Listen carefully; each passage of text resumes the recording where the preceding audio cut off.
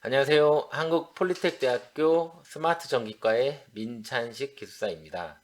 오늘은 KC 주요 개정사항의 7번째, 굉장히 많이 왔네요. 7번째로 필의 시스템에 대해서 설명을 드리도록 하겠습니다. KC에서 많이 바뀐 부분이 차단기가 많이 바뀌었습니다. 앞에서 저희가 2장하고 3장에서 말씀드린 것처럼 차단기 설계 방법이 많이 바뀌었고요. 그 다음에 4장, 5장에서 이야기 드린 접지 설계하는 법, 이제 저항에서 전압으로 바뀐 부분, 그 부분과 더불어서 이제 필의 시스템이 전기법상에 KC의 150조의 필의 시스템이 들어갔습니다. 기존에 이제 모순인 부분이 어떤 부분이 있냐면요. 필의 설비 설계 및 시공을 전기에서 진행함에도 불구하고 건축법 20조에 의해서 제정이 되어 있다 보니까 저희가 사용전 검사할 때 필의 시스템 자체가 합격, 불합격을 나누는 사유가 아닌 권장사항으로 여태까지 진행이 되었습니다. 그런데 이 필의 시스템이 이제는 KC 150조에 딱 전기법으로 들어와 있기 때문에 이제 전기에서 필의 시스템이 필수적으로 설계 및 시공이 이루어져야 된다는 부분을 말씀을 드리도록 하겠습니다. 자, 한번 진행을 한번 해보도록 하겠습니다. 앞부분은 제가 가볍게 기존 필의 시스템에 대해서 한번 설명을 드릴까 합니다. 기존 필의 시스템 방법이 세 가지겠죠. 일반 돌침 방식, 수편 도체 방식, 자연적 구성 부재 방식.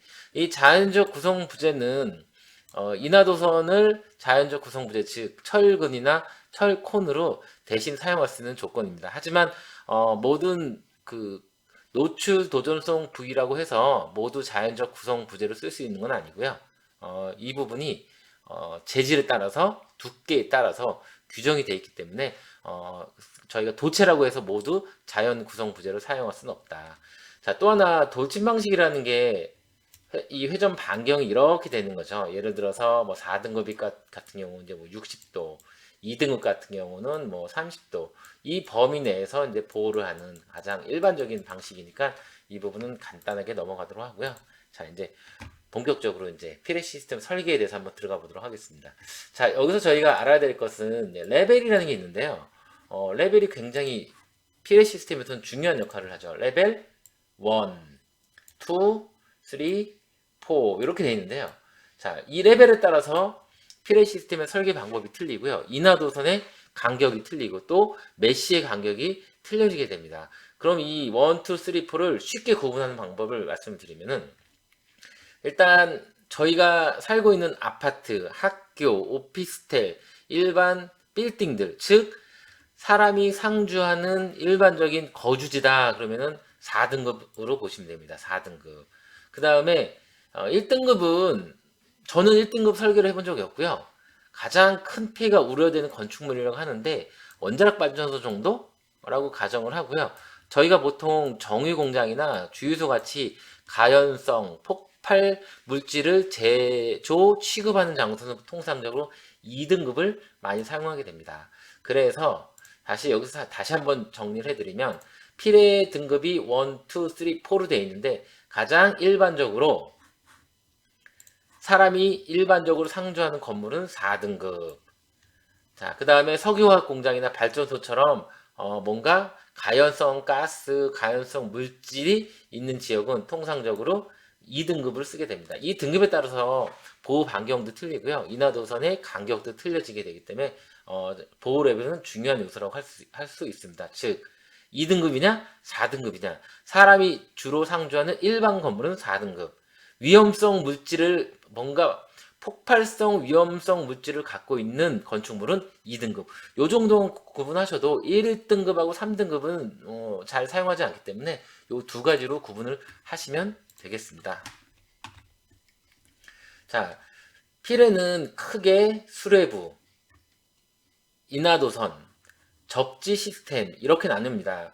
수레부라고 하면 저희가 알고 있는 데서 뇌를 쳤을 때 직접 뇌를 받는 것을 저희가 수레부라고 하고요.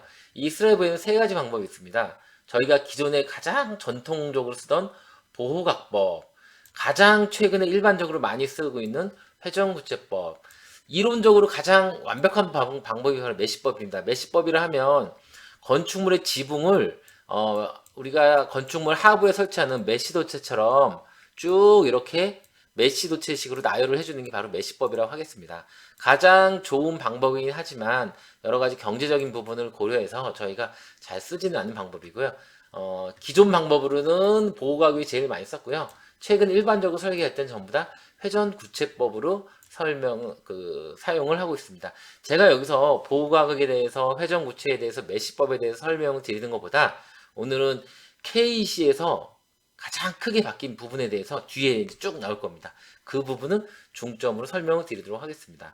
여기서 이제 보호각법을 잠깐 말씀드리면 여기 보시는 것처럼 제가 지금 학교에 있습니다. 학교에 있을 때는 학교 건물은 4등급이라고 말씀드렸죠. 4등급일 때 예를 들어서 뭐 20m의 건물일 때 55도라고 하면 자, 요 각도 알파가 등급에 따라서 1등급, 2등급, 3등급, 4등급에 따라서 이 보호각이 각각 달리 적용된다고 말씀을 드릴 수 있습니다. 자, 말씀드린 대로 피레는 세 가지 수레부, 인하도선, 접지 시스템. 방금 수레부는 세 가지. 자, 저기서 또 하나 제가 말씀드릴 부분이 수레부가 보호각법이 있고 보호각법이 있고 회전구체법 둘 중에 하나 쓰는데요. 동일한 현장에 건물이 경비실도 있고 사무동도 있고 공장동도 있다고 가정을 했을 때 두 개를 혼용해서 써도 됩니다. 경비실은 건물이 작으니까 그냥 간단하게 보호각법을 쓰고요. 일반 사무실이나 생산동은 회전구체법으로 이렇게 한 공장에 각각 다른 방법의 설계가 가능하다라는 부분을 말씀드리도록 하겠습니다. 자, 두 번째, 인하도선. 인하도선은 내전류를 땅으로 이제 흘려 보내는 통로가 되겠습니다. 인하도선이라 하면, 자, 피레침이 설치되어 있으면 결국 이 피레침이 대지로 연결이 돼서 방전을 하게 됩니다. 방전 또는 방류를 하게 됩니다. 이때 이 뇌전류가 흐르는 공간을 인하도선이라고 하고요. 여기가 GV로 쓸 수도 있고요. 또는 BCY로 쓸 수도 있습니다. 자, 이 조건은 법적으로는 GV를 써라 또는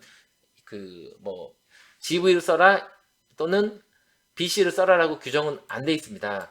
뇌전류가 흐를 때 화재가 발생하지 않는 온도 상승에 초과하지 않는 전선을 쓰게 되어 있습니다.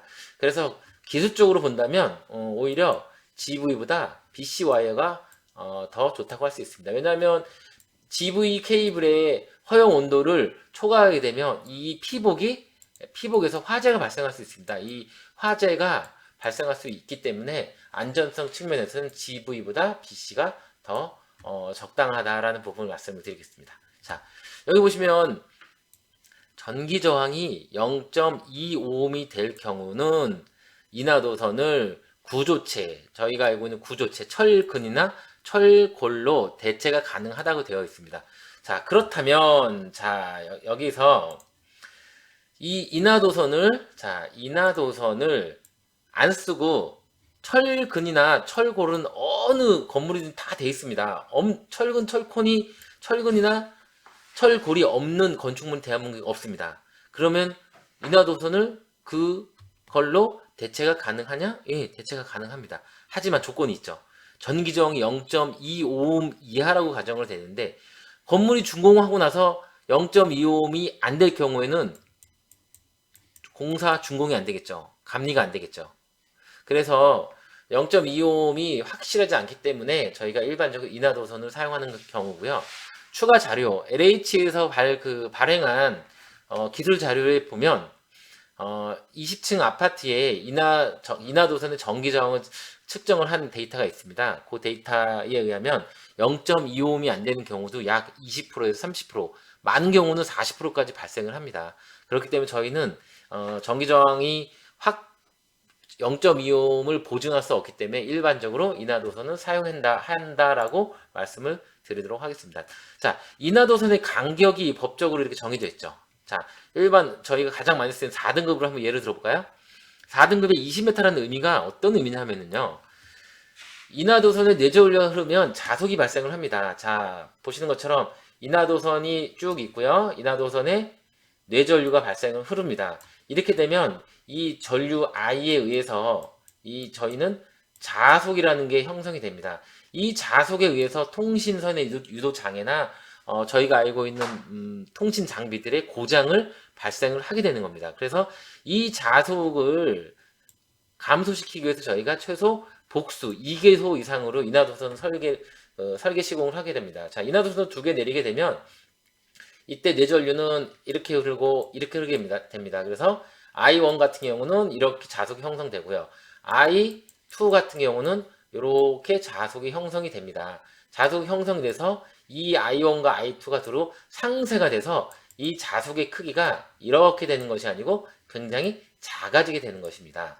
자, 그래서 다시 정리를 드리면 인하도선의 간격을 20m로 정해놓은 이유는 인하도선의 뇌전류가 흘렀을 때 이 전류에 의해서 자속이 형성이 되고 이 두 개의 자속이 서로 반대 방향으로 작용을 하기 때문에 이 자속의 영향이 이만큼에서 이렇게 상쇄가 되면 이렇게 준다는 경우입니다.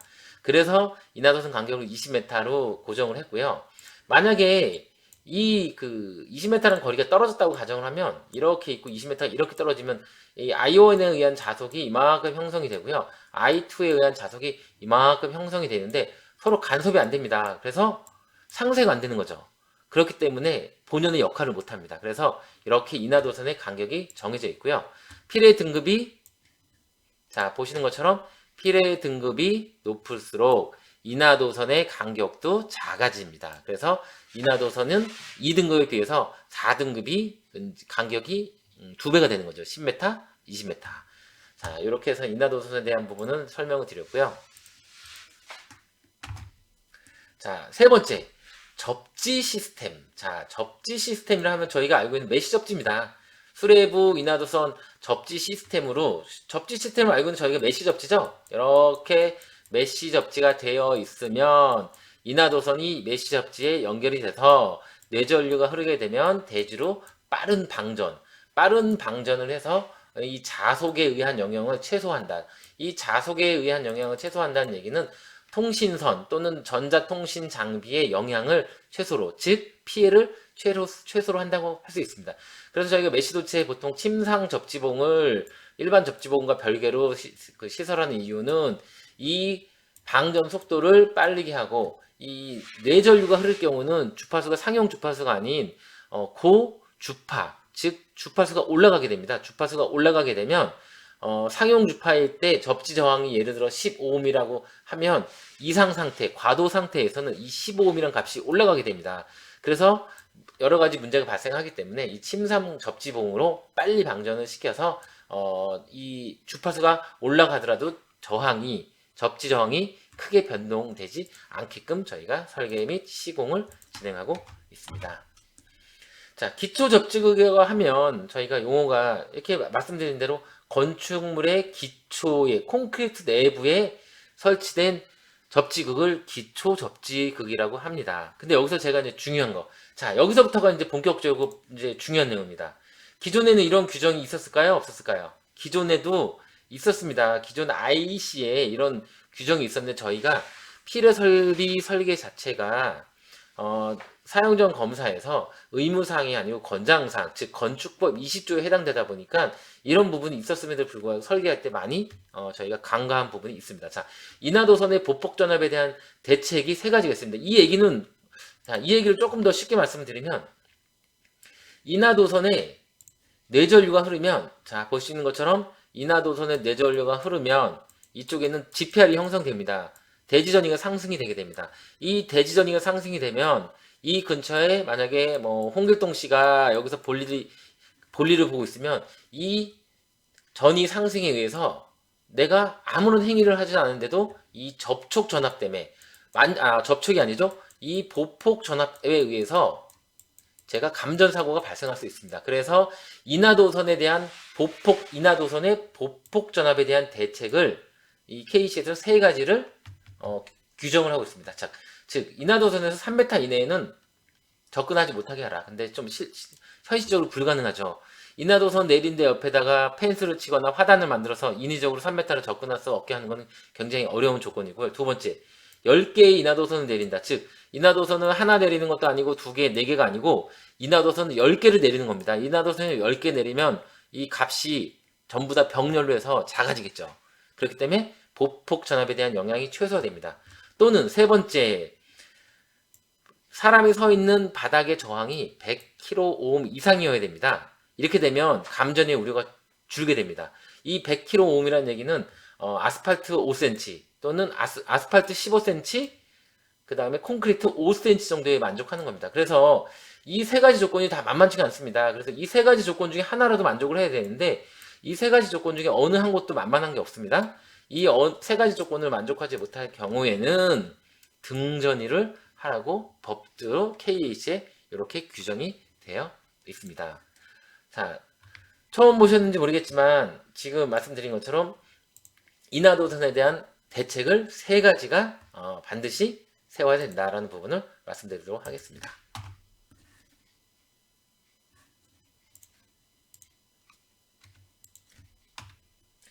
자, 여기서부터가 이제 152조 저희 KC의 피레 시스템이 150조로 규정이 되어 있습니다. 140조가 접지 시스템이고요. 피레 넓이 얘가 150조고요. 152조에 인하도선 시스템을 해놓고 여기서 좀 특이한 부분을 제가 하나 끌고 왔죠. 이 내용은 KC 본문을 제가 그대로 가지고 왔습니다. 자, 벽이 불연성 재료. 저희가 벽이라는 거가 우리가 콘크리트는 불연성입니다. 그렇지만 현장에 샌드위치 판넬 같은 불연성이 아닌 가연성 벽 재료가 생각보다 많이 있습니다. 일반 창고 같은 경우는 대부분 가연성 샌드위치 판넬 같은 경우 얘는 인하도선을 벽에 매입하면 안 됩니다. 벽에 매입하면 안 되고 0.1m 즉 10cm 이상을 이격해라. 왜냐하면 뇌전류가 흐를 때 화재가 발생할 수 있기 때문에 0.1m 이상을 이격해야 된다. 근데 이격하기가 0.1m를 이격하면 얼마나 보기가 안 좋을까요? 그래서 이것이 불가능할 경우에는 인하도선은 통상적으로 50스퀘어 정도만 써도 되겠지만 가연성 재료인 경우에는 도태의 단면적을 100스퀘어 이상으로 해라라고 법으로 KC에 규정이 되어 있습니다. 죄송합니다. 이게 날씨가 건조하다 보니까 목이 좀 잠기는 것 같습니다.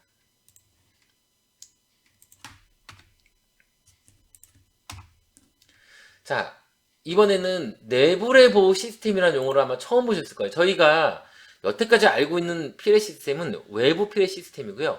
이제 KC에 내부 피레 시스템이라는 새로운 용어가 나왔습니다. 내부 피레 시스템. 과연 무엇일까요? 굉장히 요거 낯선 단어입니다. 지금 설계를 5년 내지 10년 하신 분들도 내부 피레 시스템이 도대체 뭐지? 이런 게 있었나? IC는 원래 있었는데 저희가 보통 설계 시공할 때 적용을 많이 안 했고요. 이제 KC 150조에 법제화가 되었기 때문에 우리가 알고 있는 외부 피레 시스템과 더불어 내부 피레 시스템도 저희가 설계에 반영을 해야 됩니다. 자, 내부 피레 시스템이 무엇이냐를 설명을 드리면 이 부분은 뒷장을 먼저 설명드리고 다시 여기 와서 설명드리는 게 더 빠를 것 같습니다. 자, 내부 피레 시스템이라 하면 자, 그림을 잘 보시면 인하도선이 뇌전류가 흐르면 인하도선이 건축물을 타고 대지로 방전을 하게 됩니다. 이때 인하도선에 뇌전류가 흐를 경우 자속이 발생을 하고요. 그 자속에 의해서 이제 여러 가지 통신 장비에 영향을 미치게 되는데요. 이 안전 이것거리겠습니다. 이 인하도선에서 일정한 거리를 띄워야 된다. 그 안전 이것거리라는 게 바로 S입니다. 안전 이것거리 S를 계산해서 이 안전 이것거리 S보다 S 안에 어떤 그 장비도 설치가 되면 안 되는 겁니다. 즉 거리가 1m가 나왔다. 안전 이것거리가 1m가 나왔다고 하면 인하도선 근처에 1m에는 아무것도 설치를 하면 안 되는 겁니다. 즉 노출 도전성 부위 또는 저희가 알고 있는 전기 전자 장비를 인하도선으로부터 안전 이것거리 안에 설치를 하게 되면 안 된다. 그럼 반대로 설치를 하게 되면 어떻게 되느냐? 설치를 하게 되면 인하도선 접지 시스템에서 이 접지 시스템에서 가장 먼 지점에서 이 가까운 거리에 있는 전기기기에 이쪽으로 불꽃 방전이 일어납니다. 우리가 통상적으로 불어버린다는 이야기를 많이 하잖아요. 그래서 불꽃 방전이 발생할 수 있다. 따라서 안전 이격거리 S를 계산해서 이 안전 이격거리 S가 예를 들어서 1m가 나오면 1m보다 떨어진 지점에 전기 통신 기기를 설치를 해야 된다. 즉 D라는 건 실제 이격거리입니다. 이 이격거리 D가 S보다 커야 한다. 즉 이격거리가 1m가 나오면 1m 안에는 아무것도 설치를 하지 말아라. 그런데 불가피하게 이런 부분이 안 될 때는 어떻게 해야 되느냐? 그럴 경우에는 불꽃 방전이 발생을 한다. 그래서 여러 가지 문제가 발생할 수 있다. 이 경우에는 즉 안전 이격거리를 확보하지 못할 경우에는 D가 작으면 이 노출 도전성 부위 전기 기기와 인하 도선을 이렇게 본딩을 하게끔 되어 있습니다. 이렇게 본딩을 해야지만 불꽃 방전이 발생하지 않습니다. 바로 이게 안전 이격거리가 되겠습니다. 자, 안전 이격거리를 계산하는 공식은 지금 화면에 보시는 것처럼 이렇게 되어 있습니다. KM분의 KI, KCL이 되겠습니다. 자, 그럼 KM이 뭐냐? 여기 보시는 것처럼 절연에 관련된 재료, 인하도선에 흐르는 전류, 피레 시스템의 보호 레벨, 즉 조금 더 쉽게 말씀드리면 KI는 1등급이나 2등급이나 3등급이나 4등급이나 KC는 인하도선이 하나냐, 두 개냐, 네 개냐, KM은 인하도선이 BCY냐, GV냐에 따라서 각각 달리 적용이 되면서 L은 길이를 나타내고 있습니다. 자, 그래서 계산을 한번 해보도록 하겠습니다. 안전 이격거리 S는 자 보시는 KI, KM분의 KM이 뭐다? 자, KM은 인하도선이 건축물 안에 내장이 되어 있느냐, 노출이 되어 있느냐. 그럼 저희가 공기라는 얘기는 노출이 되어 있다는 부분이잖아요. 그랬을 경우에는 보시는 것처럼 1을 집어넣습니다. 1을 집어넣고 인하도선이 2개냐, 3개냐, 4개냐. 인하도선이 2개라고 하면 0.5가 되고요. 4개면 0.25가 되는 겁니다. 그리고 피레 레벨이 일반 건축물의 경우 4등급이 되겠습니다. 그렇게 되면 0.04가 됩니다. 그래서 안전 이격거리 보시는 것처럼 0.04를 KI가 됩니다. 0.04를 집어넣고 그 다음에 KM 값 0.5를 집어넣고 마지막으로 KC 값이 0.5가 되겠습니다. 그 다음에 마지막으로 KN 값을 이렇게 집어넣어서 계산을 하게 되면 0.4라는 수치가 나옵니다. 그래서 이 인하도선의 안전 이격거리 S는 0.4m, 즉 0.4m 이내에는 어떠한 기기도 설치하면 안 된다. 만약에 0.4m를 이격이 안 될 경우에는 보시는 것처럼 제일 끝단에 있는 노출 도전성 부위와 인하도선을 본딩을 해야 된다. 본딩을 하지 않으면 불꽃 방전이 발생해서 굉장히 위험하다. 즉 내부 피레 시스템이란 인하도선에 뇌전류가 흐를 때 이 자속의 영향에 의해서 불꽃 방전이 발생하고 있기 때문에 이 일정 거리를 계산하자. 그 거리를 계산하는 게 S고요. 그 S보다 작은 값. 아까 앞서서 0.5m가 나왔습니다. 그럼 0.5m 안에 아무것도 놓으면 안 되는데 불가피하게 0.5m의 기기를 설치할 경우에는 이 기기와 인하도선을 본딩하자. 이게 바로 내부의 보호 시스템이 되겠습니다. 이 부분은 의무사항이기 때문에 반드시 적용을 해야 되는 경우입니다. 자, 또 바뀐 부분이 하나가 저희가 인하도선의 수량은 하나를 놓냐, 2개를 놓냐, 3개를 놓냐, 어떻게 저희가 했냐면요. 인하도선은 건축물이 있으면 한 2개 정도 놓을까요? 2개 정도. 또는 건물이 좀 큰 것 같아. 4개. 나는 여기 한 더 놓을래. 6개. 이런 식으로 저희가 기준이 없이 설계되는 경우가 생각보다 많았습니다. 그래서 이거를 법적으로 의무화 해놨습니다. 자, 지금 학교 같은 경우, 아파트 같은 경우, 이마트 같은 경우, 일반 사무실 같은 경우 제가 앞서서 4등급이라고 말씀드렸죠. 4등급의 경우에 간격은 20m가 되겠습니다. 그래서 건축물의 둘레를 다 더합니다. 지금 예제에서 보시면 45m, 45m, 35m, 35m 다 더하면 160m가 나오고요. 이 160m를 간격으로 4등급의 간격으로 나눠줍니다. 이렇게 되면 8개 인하도선이 내려와야 됩니다. 저희가 여태까지 설계는 2개 또는 4개 조금 더 써서 6개, 8개 설계를 해야 되지만 실제로는 8개 이상을 설계해야 되고요. 저희가 이 8개를 균등하게 놔야 되는데 보통 출입문 같은 경우 있게 되면 인하도선은 균등하게 놓을 수가 없습니다. 이런 걸 대비해서 계산된 값보다 짝수로 해서 10개를 놓게 되어 있습니다. 여기서 짝수를 하는 이유는 인하도선이 서로 상쇄가 돼야 되기 때문에 이렇게 짝수로 설치가 되는 경우를 말씀드릴 수가 있습니다. 자, 다시 정리를 하면 인하도선의 개수는 2, 4, 6, 80이 아니고 건축물의 바깥 둘레의 길이를 다 더해서 필의 시스템 등급으로 나눠줍니다. 나눠준 값보다 짝수 값으로 하나 2개 더 추가해서 수량을 산출하게 됩니다. 만약 이게 휘발유 공장 또는 석유화학 공장이라고 하면 2등급이 되겠습니다. 2등급이 되면 간격이 10m가 되는 거죠. 그러면 160 나누기 10 하면 16개가 되고요. 16개면 아까 제가 하나 올려서 짝수로 18개의 인하도선을 내려야 됩니다. 즉 인하도선이 비처럼 내려오는 현상이 발생을 합니다. 실제로.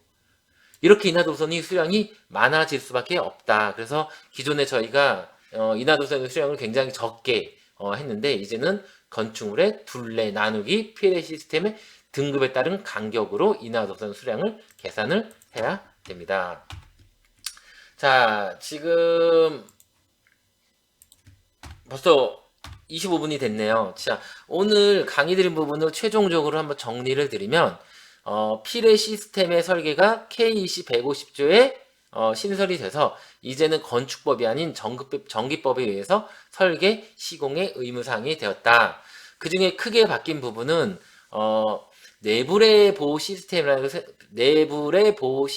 게 생겼다. 즉 인하도선에 뇌전류가 흐르게 되면 그 뇌전류가 흐를 때 일정 간격 이내에 있을 경우 불꽃 방전이 발생할 수 있다. 그래서 안전 이격거리 S를 계산한 후에 그 S보다 넓게, 즉 S가 1m가 나오면 1m 안에는 어떠한 전기기기도 설치를 하면 안 된다. 그래서 안전 이격거리 S보다 실제 설치되는 거리 D가 커야 한다. 만약에 그게 불가피할 경우에는 인하도선 가장 먼 지점에 그 기기와 인하도선을 본딩을 해라라고 규정이 되어 있고요. 인하도선의 수량은 그냥 단순하게 2, 4, 6, 80이 아니고 건축물의 둘레를 계산해서 필의 등급으로 나눠서 짝수로 바로 한 단계 위에 인하도선을 사용을 해야 한다라고 말씀을 드렸습니다. 오늘은 이제 필의 시스템에 대해서 간단히 말씀드렸습니다. 제가 지금 KC 주요 변경 사항과 케이블 차단기, 접지, 그 다음에 대지 저항률, 오늘 필의를 간단히 말씀드렸고요.